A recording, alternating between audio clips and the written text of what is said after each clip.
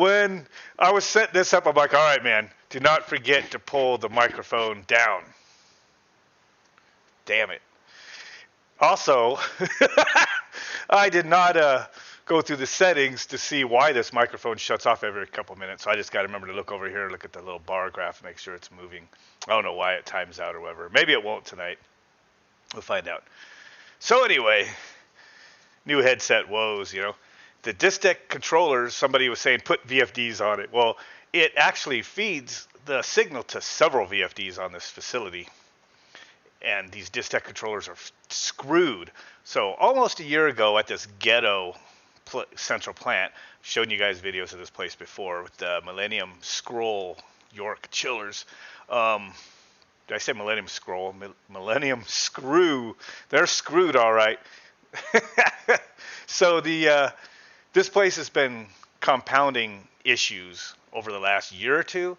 So I'll basically go there, and I've been finding more and more things that are weird that pertain to the control from the EMS.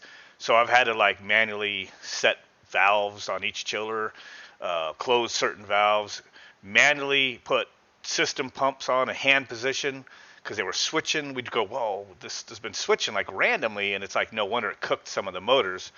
So basically they keep getting expensive repairs because, you know, they keep blowing off the things that are needing to be fixed, but because I do things to make the place cool again, then they don't do nothing. So the controls started screwing up almost a year ago. At the same time, this lighting in this place seemed to go out too, and it took like 6 months to get an electrician out there to fix it. And I'm not kidding, at least 6 months. So when I would do breakdowns or service there, in between that time, I'm going into the central plant room with a flashlight. When I don't have to, there's a bunch of lighting everywhere, 277 volt lighting. So anyway, I don't want to go on too much, I guess, because the video I'm going to play for you in a second, you know, kind of shows, you know, that place.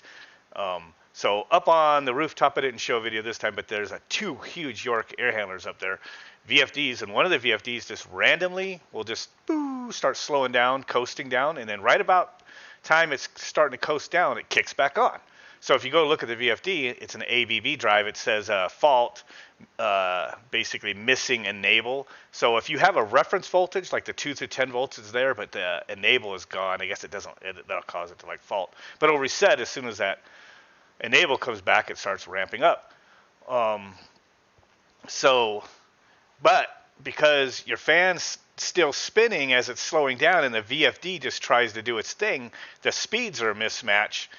And basically, it's like putting the brakes on or whatever. If it's like trying to turn a low RPM while the fan's still spinning kind of fast, and it basically goes off on a fault for high current. So every couple of weeks or so, I have to go out there and just go up on the roof, and it's a secure place. So it's more of a challenge to get to the roof than the 30 seconds it takes to reset the ABB drive, and then it works. So I've been saying it's your controls. It took me a while, you know, to be like, what the hell? But then after all these other things, then like a couple months ago when summer starts, I'm like, the thing's like tripping the compressor randomly. I went there for once or twice, high motor current. What the heck? So you get it reset and it just seems to be working. Finally, I started realizing the tower fans were also stopping, but it wasn't doing the enable. It was turning off the 2 through 10 volt signal was going away, and it would just call for no fan. So it'd go down to the minimum speed, which was like at 15 or 20 hertz or something, but I bumped it up to 30 last spring, and then in the middle of the summer it tripped, and I had to go up there and just put it on hand, put them both on 60 hertz. Yeah, one thing after another, man, like Pepsi Cola says. One thing after another at this place. That's the whole thing about this place. And then there's all this stuff that it needs when I'm leaving. I'm like, look, I'm rigged it. But you need to get the controls looked at. We need to get someone out here. We need this. You know, this other chiller needs this. But it's just like they don't do nothing until they call us when it's hot. So this place has been a wreck. The VFDs for the tower fans just stop. And then a few seconds later or a couple minutes later, it gives the command and starts ramping up to 60 hertz. And sometimes it takes just a few seconds, or sometimes it'll go for a couple of minutes, and then it just cycles off. Well, the water starts creeping up on the tower, on the tower for the chiller. And so anyway, some of it I got some show and tell here on this video here that I'm going to play for you guys. So I recorded this the other day while the EMS technician was there, which it needed to determine that the Distec controllers, like Several of them are bad. The one up on the roof, there's a value. It's supposed for CSGO desktop. I forget where that was. Yeah, I did used to play that game there, DJ. Now you distracted me though. What was I saying? So the controller's a WIG. The one up on the roof for the one with the missing enable, he said something about an occupied state keeps switching. But it's just there's no schedule set, and the value is supposed to be like a 2-state value, but he said it randomly throws like 63,000 something is the value for the variable he sees in the controls. He goes, that's not even right. So he was able to override something so it wouldn't use that value, and that seems to be staying on now, but it was too fried on the other boards that are running the in the central plant. So needless to say, it needs control, so they're gonna have to quote that. So finally.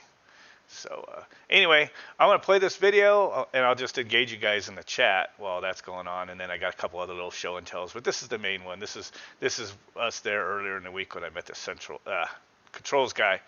This is Friday. I'm just really out of it today. Check this out. Back at the ghetto job here at the 2 York Millennial Screw Chillers. The controls have been wigged out here for months. Today, we finally got the controls guy. Hopefully I didn't trip. It's going to work on reprogramming or fixing the problems with these disc deck controls. He just fixed one problem. I've got a bad controller up on the roof. I just took these off a manual and reprogrammed these ABB drives. Put a minimum. Oh, there it did it. It did it. Left the water temperature still hot. Oh, it did. They both look, they're coming to a stop. It's only going to slow down to 15 hertz though, because I programmed in the ABB drive to a minimum of 15. So as long as there's an enable, it will run at 15 hertz, which is what they should drop to until the command reference voltage comes back. See, 15 hertz. 15 hertz. It's calling for 0 from the controller. Well, water temperature, I know, didn't get down into the 70s already. It was way up there. Oh, yeah, 80-something coming in and 87 leaving. Status, okay, didn't trip. But the motor current, man, when both of these were running, I was getting up almost to the 105% trip point, which happens. Still hasn't brought the tower up. This tower just fired up. This one still has a reference voltage of 0%, so 0 hertz demand. This one's ramping up from the EMS. See, my water temperature is like 80-something degrees. Both of these should be balls out, full tilt, command for full speed. So something happened on these controls. I think it was a power spike or something, because we lost like a circuit or something to the lighting out here. It took this company like 6 months before they would follow through and bring an electrician to come fix it. There it goes, got the command back to this, 99%. It's ramping up to almost 60 hertz. Same thing over here. Just randomly drops out. And if it's a warm day and the EMS keeps like saying, all right, we don't need the fan, even though it does, well, then my water temperature starts climbing to the chiller, and then the chiller starts tripping. So fan's running. Water temperature still like 84 in and like 86, 87 leaving. So we're pushing it. These Millennium screws do not like the water that hot. So 100% for the one compressor. Water temperature is 47. I bumped that up a little bit, put a differential in there. So, but eventually this will kick on the second compressor, and then it really pushes it. Man, not having this water cool enough. And both of them rejecting heat in that same barrel.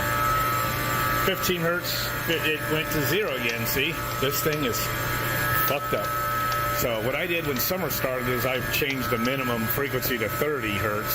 So no matter what the input reference was from the controls, it would just slow down to 30. And at least that way, you know, it wouldn't run just balls out all the time like it would in hand or something. Well, once it got to the heat of the summer, that wasn't enough. You know, whenever the controls would wig, you know, drop to 30, it would overheat. the compressors. So then I just put them in hand on 60 hertz, which they've been for the last couple months. Finally got them to let us bring controls in. It's hanging in there though. This will continue to run. It's bouncing between 102 and 101%. So luckily it's a pretty mild day. I think it's only 90-something degrees out. But hanging still down at no reference voltage. See the percentage? That's the reference from the EMS. And it's saying, F you, I don't need no fans. Bullshit, we need fans. Changes up to like 20. Save. Exit. Auto. One of my fan motors, they're dual fan motors per tower. One of my fan motors I found seized today. The VFD was tripped when I got here. So luckily this hung in there somehow because our weather dropped a little later in the afternoon. Temperature entering like 85 and leaving like a 93. This thing's just hanging in there, just dropped off the other compressor. But if it kept both compressors running any longer, it would have been tripping. Compressor's going to start in a couple minutes. Anyway, pain in the ass.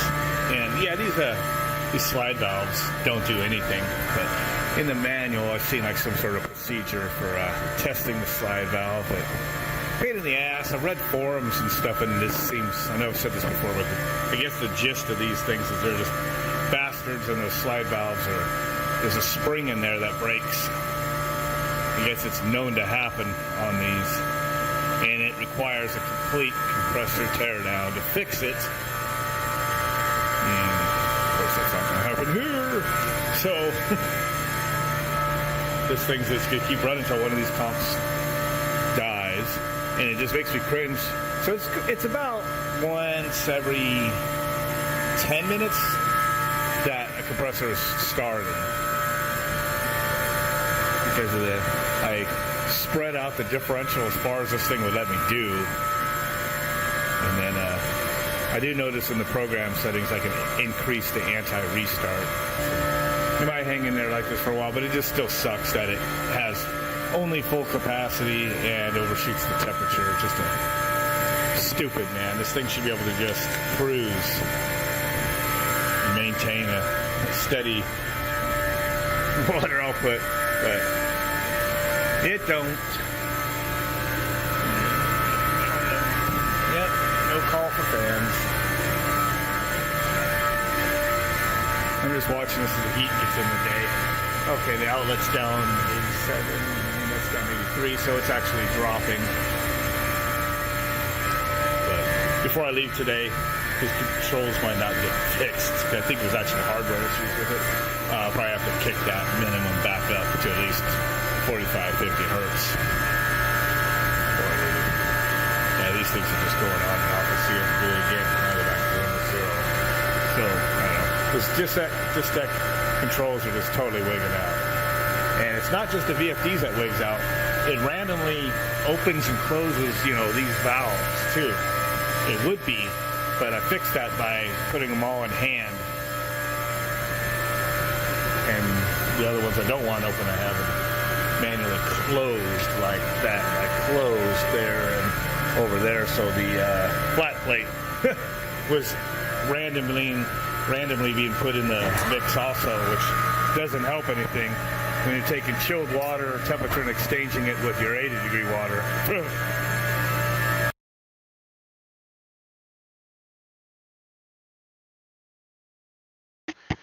Right, remember to turn on the what are you doing? I'm live streaming, booby. Anyway, remember to turn the microphone on that time. So video ended abruptly, but that was just my last segment. So I was getting ready to put in the text that going to be changing a big motor next week. Probably have all hands on deck for that one. So yeah, we got show you a picture of it. These towers right here, installed 3 years ago by the company, and this is a high rise. For the longest time they had a high turnover rate of maintenance people. They've had the same guy there for a little over a year, maybe a little longer. Started right before the COVID crap started. Yeah, but I like that guy. He's really cool. Um, so we kind of went over a lot of the stuff with him. It turns out, as we've been talking, that nobody's ever like cleaned the silt out of these towers, which you're going to see in a video in a second. And one of the motors is bad. Just found out that nobody's ever greased anything here that he knows of. I haven't. So for service, they've called us for breakdowns and stuff, and they have like, 2-3 people for maintenance there. But I don't think, he says that from what he knows, he doesn't think anybody's been doing anything to these. So they pretty much just ran for 3 years. Yeah. And here's my view from the top of them. Nice. Water is actually spraying really, really well. So you got 2 of them with the 3 fans, the duals and the single fan. So you got 2 motors in each one. There's the city around there. Nice pictures there. Look at all the cranes. There's always cranes. This place is building up like crazy out there. So yeah, so I got a video for that place. It's only just a few minutes long, but show you briefly when you look up at the top when it starts out and looking at the fan that's stalled out, the belts are off. So you'll see all 3 fan blades spinning. Fan is running, and the air is just wicking backwards to the other 2, make it look like they're all hauling ass. But it is only got 1 motor propelled. So check this out, man. It's pretty cool. Seized motor for the dual fans over here. Looks like I'll be scheduling to do that. Look at this silt.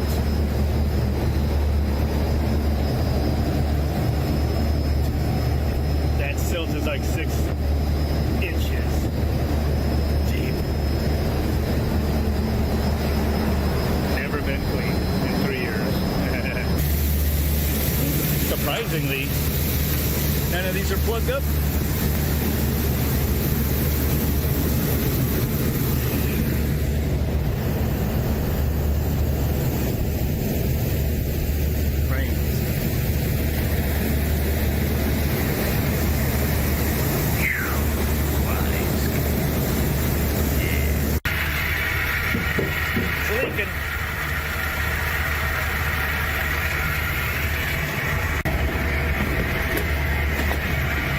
It's broke and it's plastic and seized.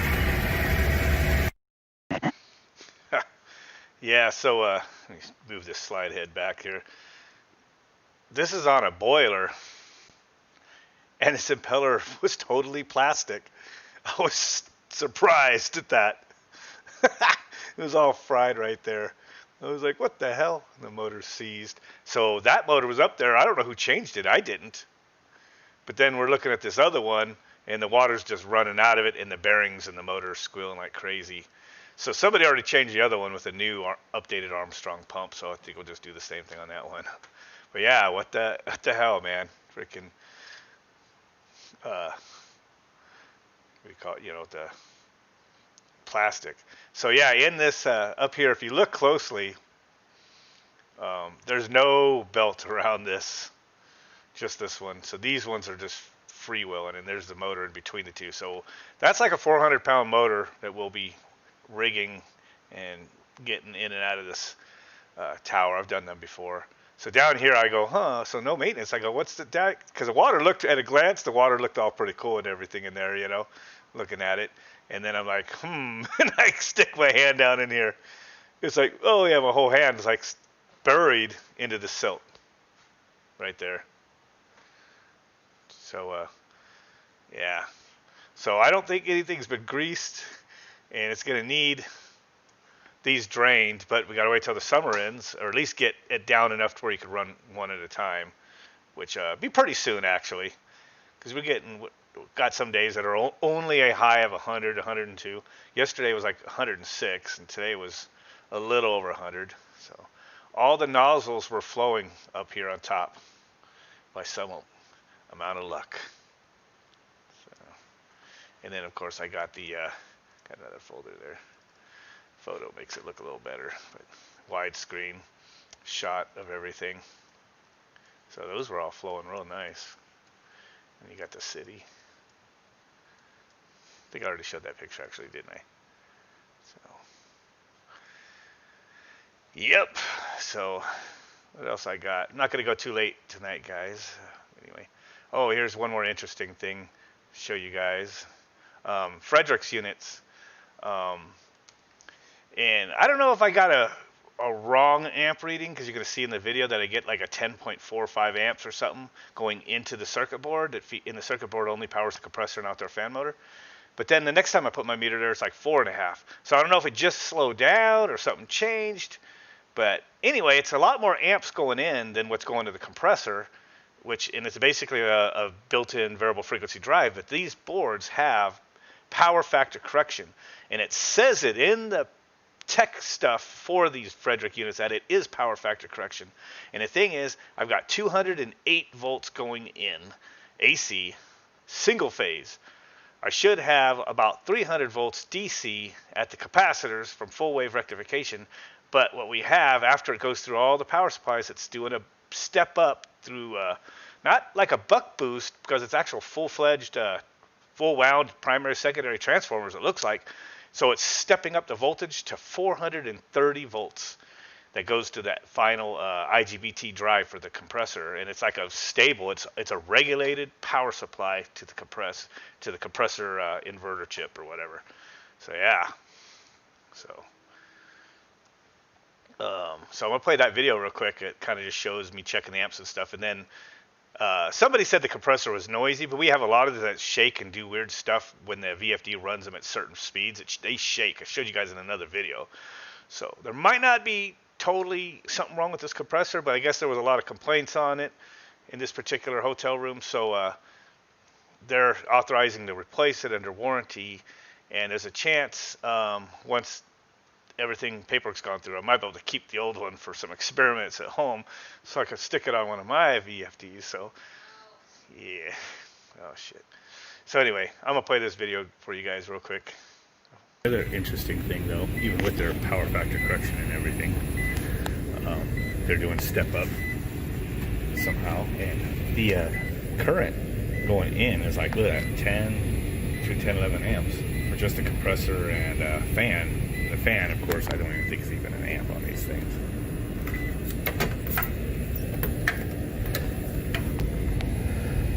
0.4 amps for the outdoor fan. So yeah, that's like 10 amps for the compressor. Then it's reading the output, which is going to be VFD. Look at that, so I'm going to read like 2.5 per leg. So I'm trying to it dropped down.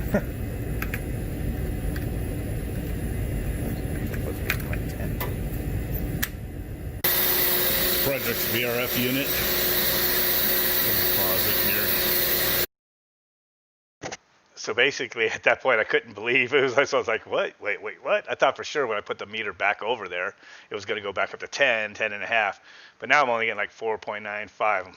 So I don't know. I was like, at first I was thinking here, like the clamp didn't close all the way, but it was. So I don't know why I was getting like 10 and a half, but you can see right here, it was. And now I'm reading the voltage leaving the VFD. I was which is right here. These boards are cool how they have test pins to stick your meter in there. It's pretty awesome. So 10 and a half amps going in. I was reading the voltage going out. And then over here,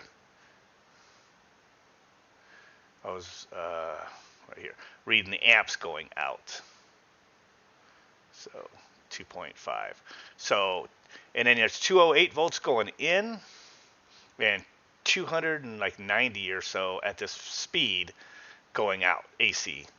So you can see there's higher voltage AC leaving because I'm testing my probes here. I'm reading the amps here and volts over here. This reads both at the same time. So kind of reading two different things. This is input, this is output, three-phase output. Single phase input, three-phase output. So 208 volts, single phase in. And then at this point, like the three phase is 289 volts out and like 2.5 amps. But at this point, it's reading like 10 and a half in. I don't know what the heck. Maybe it was a fluke, but I could see it says amps. Everything's in the right spot. I have a camera right here, Poopy. Huh? Oh, living room. Oh, I don't have it on camera anyway. So anyway, getting infiltrated. So it's pretty interesting how that works. Bedroom. No. Yep. Get. You got a man cave for that. Nah. She just left. So these circuit boards are cool. God, do I have any pictures right here handy? No, but I got distracted looking at PepsiCo's comment there, which you guys have to know from a couple videos ago what that's about. But anyway, these circuit boards are awesome. Frederick has some issues. Evidently, they just did a reprogram recently that's going to make these, because you have an SD cards. I mean, you could just, these guys could program an SD card, go over there, plug it into these things, and reflash the freaking memory on them, man. These are freaking, I give credit to Frederick, even though they have their issues. I think they, are on their way to making some pretty good tech. They just have some issues, but I mean, these are those coils I'm talking about. These are not regular one winding like buck boost uses just like one coil, and it just directs it with a diode and everything. These have multiple taps in and out. So, and then it goes to the heatsink behind here. You have the IGBT down here, but there's another one or whatever right behind here. So it's obviously AC into the filters, rectification underneath there somewhere. It's got these. I don't know if these are on the AC side or DC, probably DC. Although you would think it would have to have some capacitors before and after these. So I don't know how they're doing it. I'd like to see it. It's pretty cool. But if you take these two test pins, right, again, they put these test pins. It's really awesome. I don't have to like scratch my meter through the freaking wax or anything. So you read across these two, 430 volts, DC. And then the AC voltage out is higher than the AC voltage in it, but it's precision. It doesn't matter what this voltage in. You could have 190 volts all the way up to like almost 300 or something like that input, and it'll accept it. And this will be just a regulated 430 volts DC driving this section. So the tech is cool.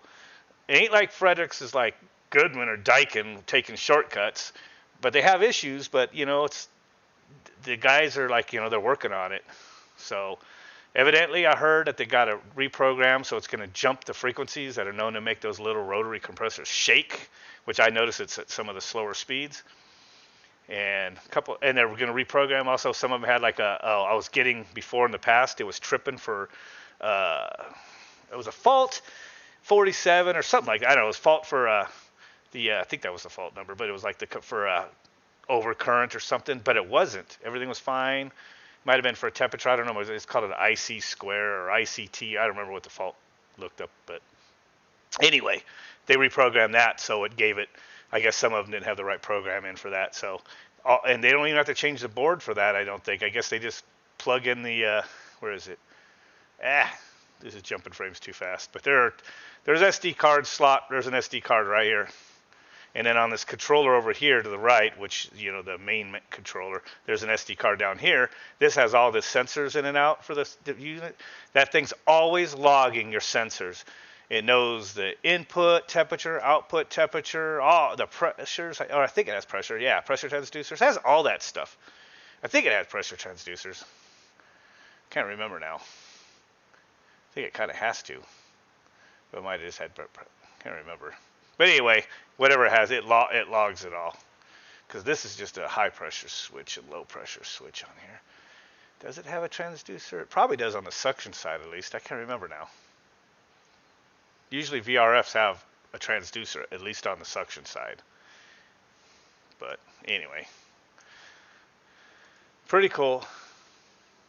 And I think that was about all I had. Oh, okay, one more just before we go. I got myself a new toy. It came in today. This is why I was not working on my power regulator thing I was starting to build. Burris AR332 prism sight for my AR-15. Finally got a decent one. I have like a long sight, and then I've had the steel sights, and I got these little holographic ones. But I'm like, you couldn't use the steel side, of course, the regular pop-up sights or whatever for like anything long. I couldn't use the little holographic one for anything distance. That's just for what's in front of you. And then the big one I had, that was only for distance. So this has the reticle that it stays on black. You don't have to have it turned on. But then I turn the switch on up here, and the different colors or whatever pop up here. Different phases of green and red and everything. So it's pretty cool. And here's what I noticed. Look at this. Forever warranty, no questions asked. No repair or replacement charge. No warranty card needed. No receipt needed. No questions asked. And up here, look at this. Forever warranty will repair or replace your Optic. If damaged or defective, the warranty is automatically transferred to future owners. Who does that? But wow. So a friend had one of these similar to this one on his gun, his bullpup, and I kind of liked it. So I'm like, dude, this is cool because I could kind of see just 20 yards in front of you or even closer if you have to with it. But yet when you I was looking up on the soda cans, everything we kind of put up on the hill a little ways out, 50 yards, 75 yards, whatever, you could kind of almost, still use this for that too. It actually says about using it for 100 yards. Forgot to put that stuff on. Do not disturb. Don't need our personal stuff showing up on there. Oh, here we go. So anyway, yeah. So what are you saying? Oh, you deleted your comment. No, I've heard this brand is good. So they had some of these over at Cabela's, but they only had the $699 version, which I guess just has, I don't know, bigger eye relief or something. I forget what they said was better, but I kind of got comparing, and this one was in the $300 and something range from Amazon, so I bought this one. Oh, okay, talking about the condenser fan. The radiator fan. Yeah, in that Frederick's, it looks a lot like a radiator fan and found in vehicles, and it's a little 3-phase motor. So anyway, yeah, so I put it on. I'm going to go try it tomorrow. I still have remember my house flooded last fall? Well, some of my ammo got wet. A bunch of the steel stuff right here. So I just got it in baggies. Actually, the guys had put them in baggies, and then they were trying to keep it. But, I don't think they're going to give me replacement for everything.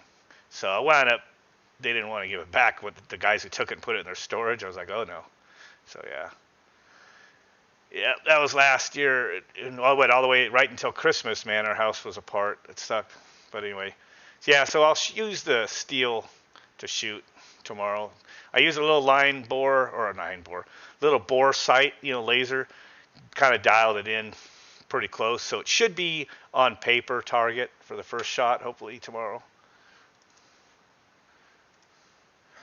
And this doesn't give it justice. But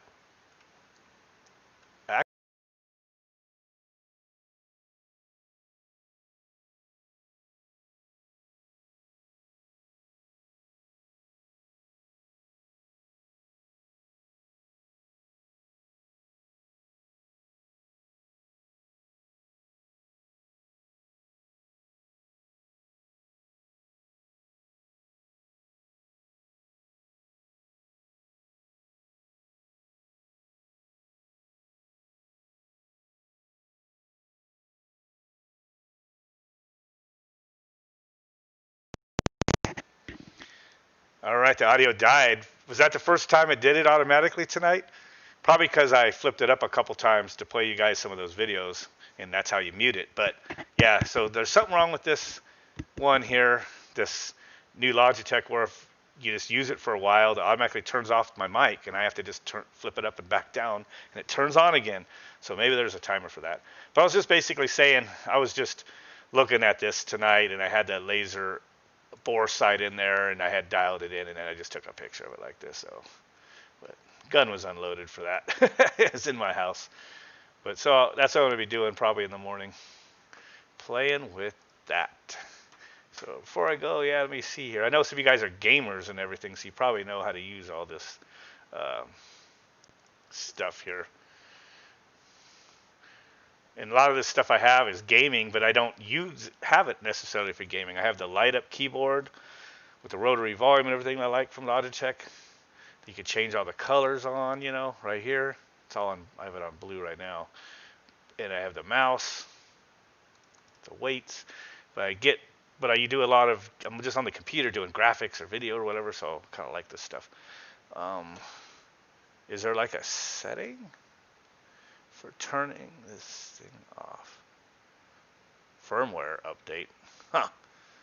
Yeah, maybe that'll fix it. That's 502.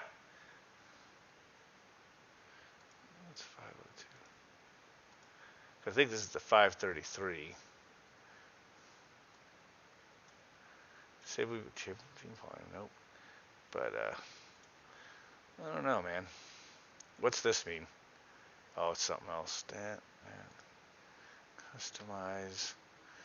I have my own EQ set right here. Something for the microphone.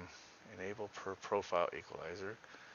Automatic microphone noise removal. Maybe in the battery thing? Does it have like a battery save thing? Nope. I don't know, man. That's could be the buttons. And look, it does have a Counter-Strike Global Offensive preset. So it'll change all my settings. Guess this is combining the button here and that one button it has here and the other ones. I think I have it surround sound on off is how I have it set on that. And that's what it is on there too. So you could set up all these defaults, but yeah, I don't know, man. I don't know why the microphone shuts off. I have to remember to look over there and see if I catch it. I don't know. Weird. Maybe I need to restart the computer too. Something right here is stuck on my screen all the time. It says 60. I don't know what that is. So anyway, all right. Well, that should do it. Had that on full screen for a while now.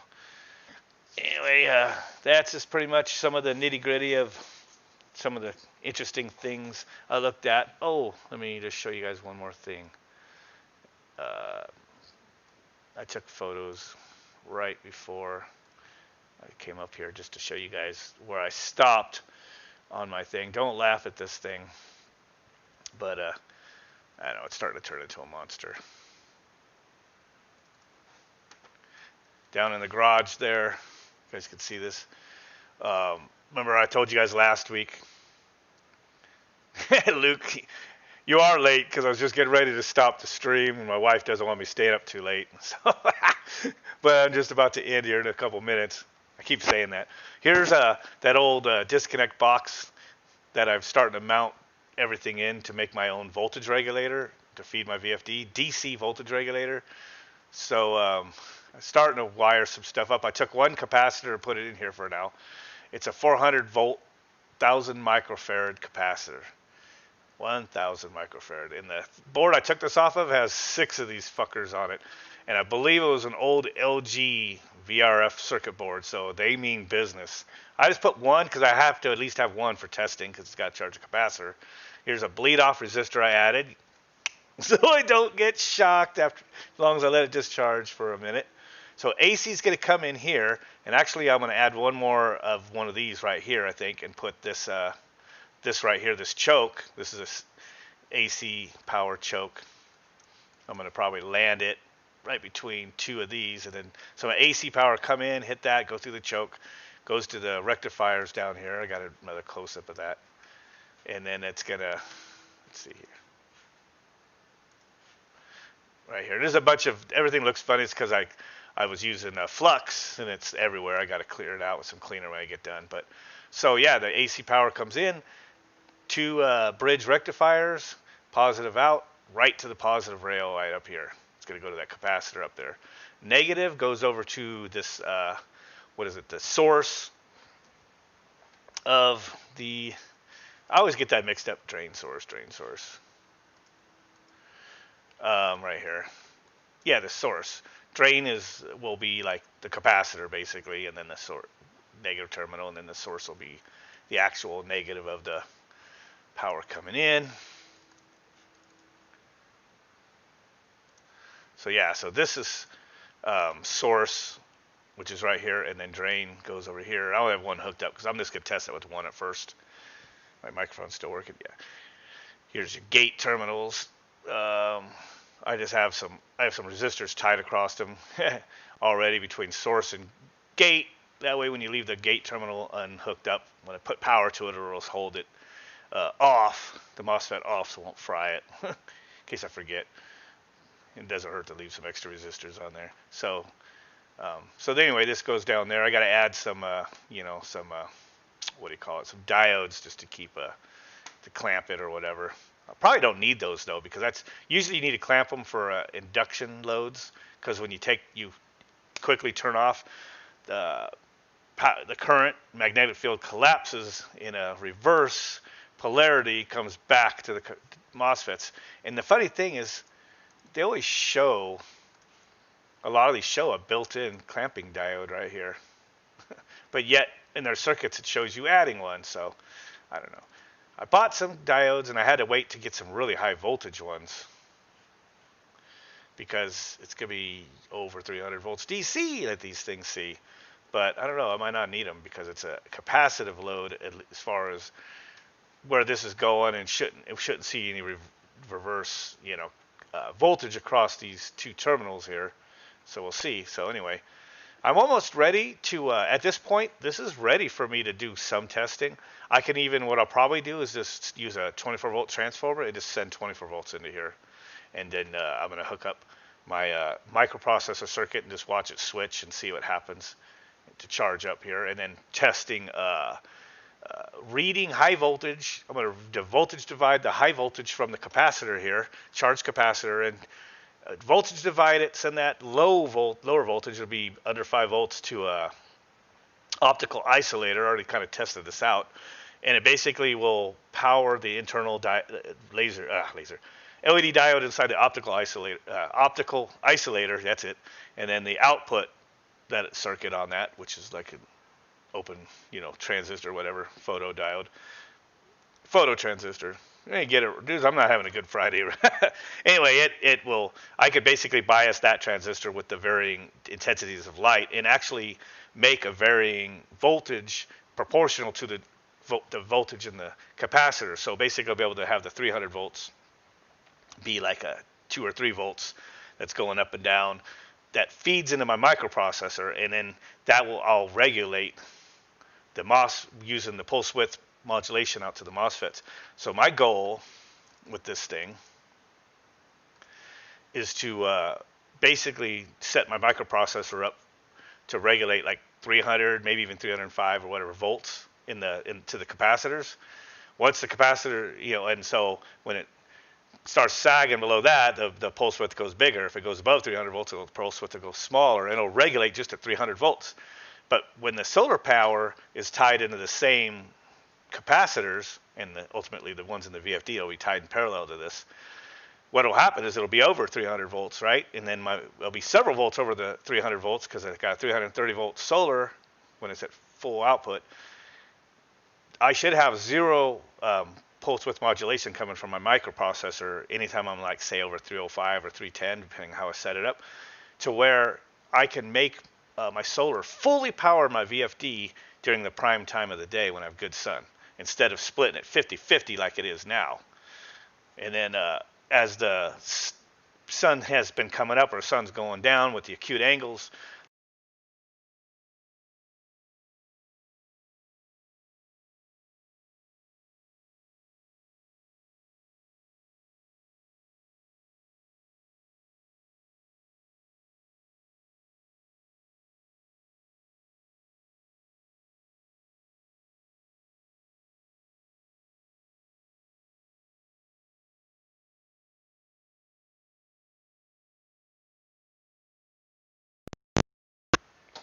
damn microphone, hope I didn't lose that too long. So hopefully my circuit basically will regulate and just have me just tapping in the utility power as it needs to, and then once it's getting close to noon, it'll basically have no utility power. Pulse width should be basically zero going to the MOSFETs, running 100% on solar power by about 10, 11 o'clock, and then it depends on the season, right?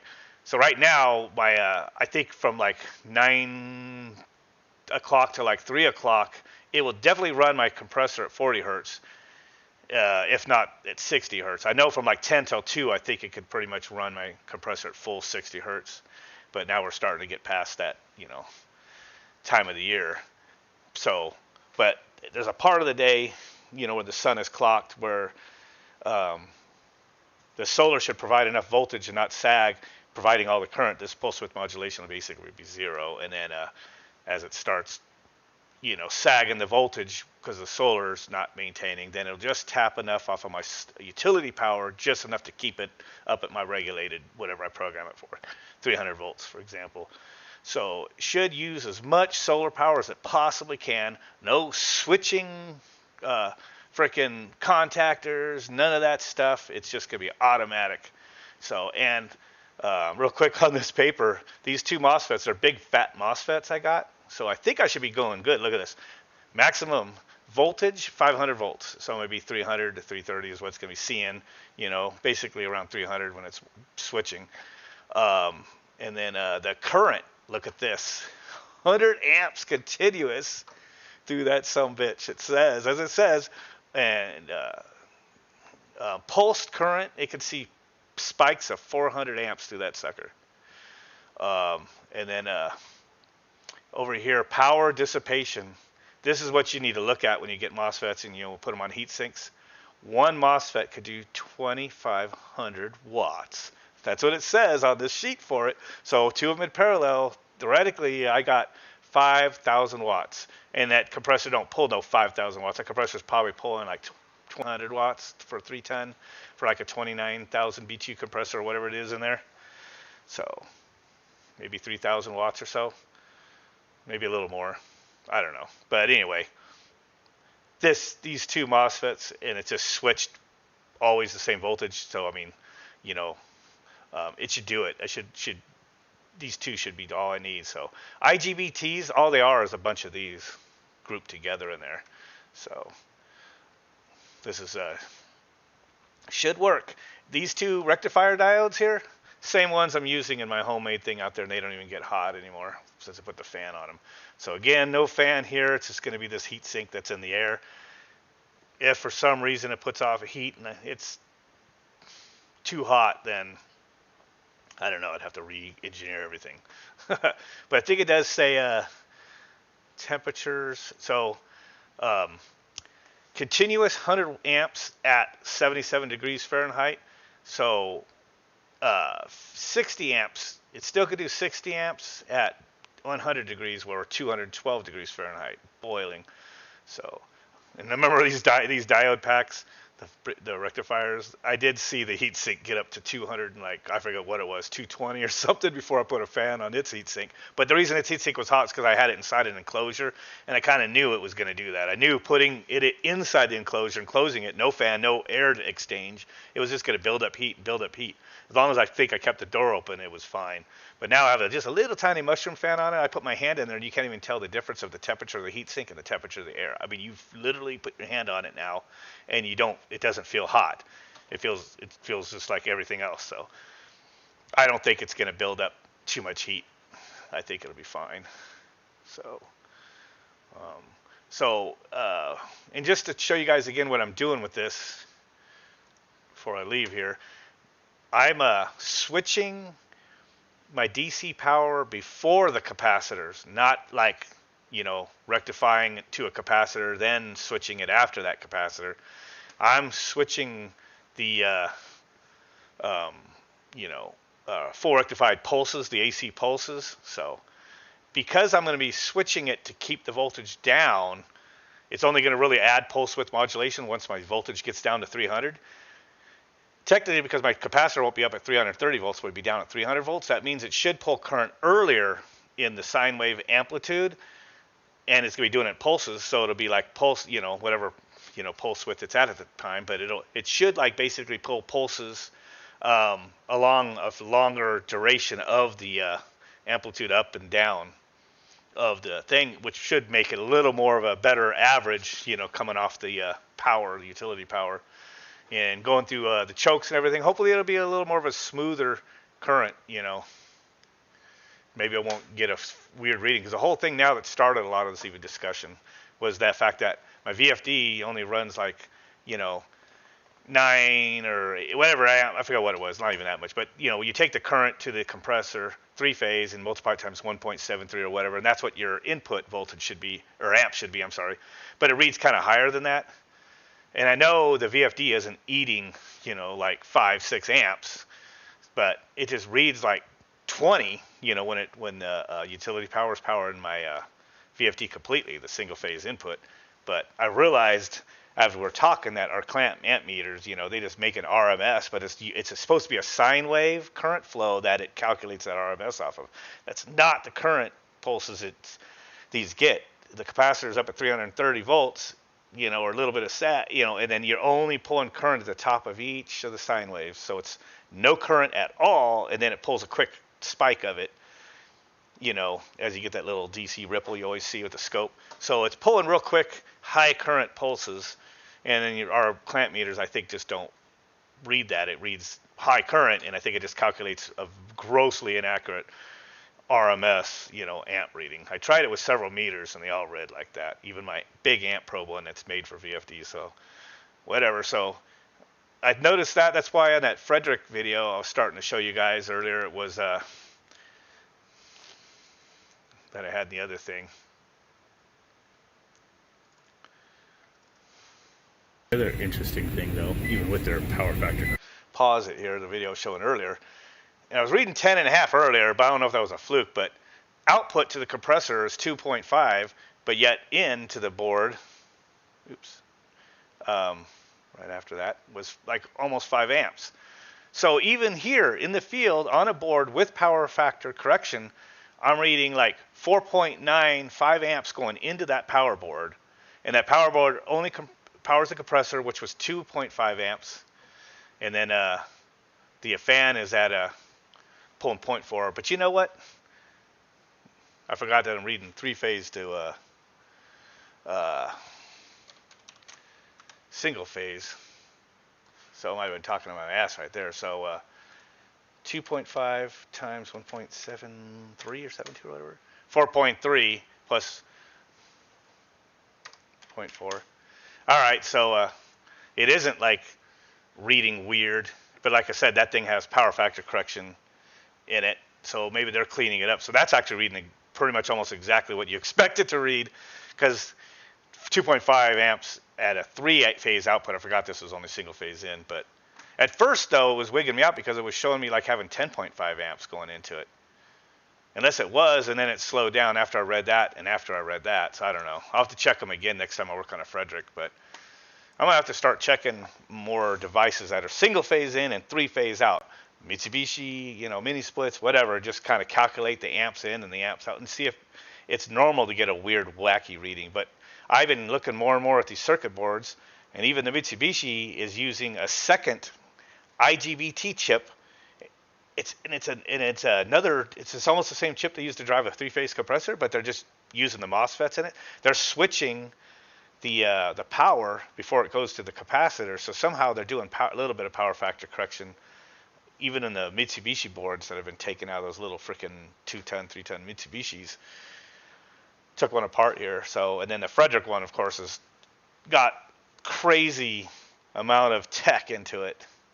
So anyway, I just hope when I do this that it at least does some magic as far as getting the input. Because I'm hoping my utility bill, which was really high last month, but we had a different living, or because everybody was home and more people are living here, way more, everything being used, way more clothes being washed, and the ACs were running like at 76. I used to set it for 80, 81 with nobody here, but maybe my one daughter downstairs.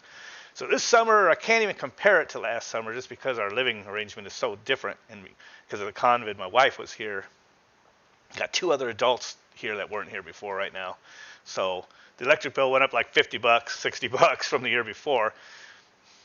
I don't know if I'm getting that AC unit should be drawing less, And during the peak of the day, I know it pulls a bit off the solar because I could go out there and pull my utility disconnect, and the solar runs it if I'm in that sweet spot with the sun.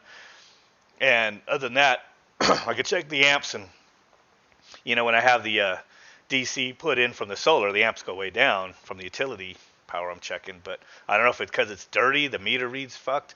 I have this Tesla stupid solar on-grid stuff. Who knows? With all that stuff together, I'm just hoping it doesn't do anything weird, and cause it, my meter, APS meter, the utility meter, to jip me. But I heard that the utility bills also went up this year. It's kind of convenient for all of them to do that right now. But I got to actually print out my bills for the same month, both years, and kind of look at the rates. But that's another a project to do. So anyway, I kept saying this video is going to be short, and I'm still up here. So I'm getting a little scratchy throat now. Dang. So with that, I'll catch you guys later, man. See what goes on next week. I'll try to get some photos of the motor we're changing, maybe a couple video clips, but since I'm going to be working with 3-4 guys, I might not be able to do as much of that, but we'll see. So you guys have a good one. I'm going to go doing some shooting tomorrow morning. We'll see how that goes. Catch you guys later.